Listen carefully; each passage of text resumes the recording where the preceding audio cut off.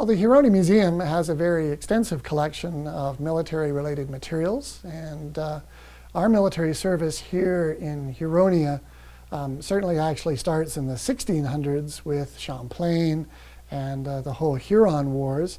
But most of our collection really starts about 1866 with the development of the militia in what is now Canada. And we have a very nice Fenian Raids red scarlet tunic that really starts off the history of our collection of military service in Huronia. And it moves from the Fenian Raids and the development of a Canadian military to the 1885 Riel Rebellion. Various units here in Simcoe County were merged with a number of units in York region to form the Simcoe York Rangers volunteer contingent that fought out west in Saskatchewan in 1885. So we have a tunic from a gentleman from Midland who went out in that campaign. We also have a very wonderful tunic from the Drinkwaters. Captain Drinkwater became involved in the Simcoe Foresters in the 1890s as a captain, and I believe later as a colonel. We also have a number of people from Midland who served in the Boer War. So we have a tunic and quite a nice collection of material related to the Boer War, which was 1899-1902. We then move forward to the First World War. We have quite an extensive collection of First World War material. We had a gentleman that lived on Frederick Street in Midland who was one of the last participants in the Battle of Vimy Ridge.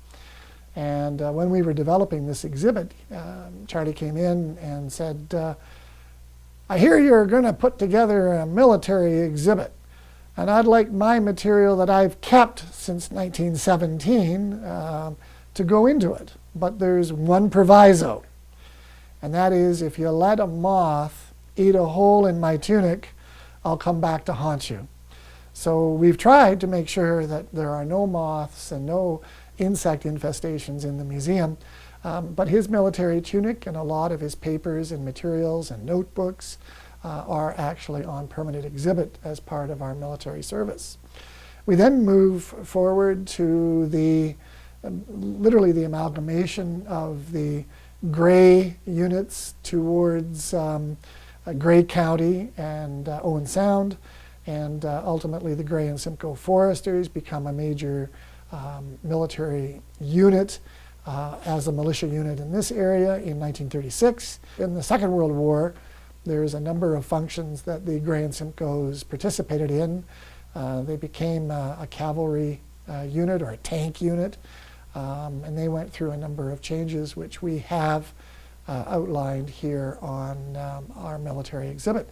As well, we have a very extensive naval presence. Midland built a number of ships for the Second World War effort, some 16 large ones and 9 small ones, among many other tugs and barges and things. So there's quite a naval presence in the community during World War II.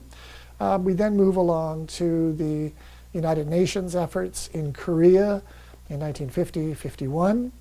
And we have some limited material from peacekeeping efforts in Crete and other United Nations programs that Canada, and more specifically people from Midland, have been involved in. So all in all, we have nearly 5,000 items on exhibit in this little room that relate to the military history of our community. We are very active in collecting military badges, military medals. We try to acquire collections that are related to people that lived within 100 kilometers of Midland. We'd love to have you come in on Remembrance Day to learn a little bit more about the military service that this community has provided to king and country over the last 150 years.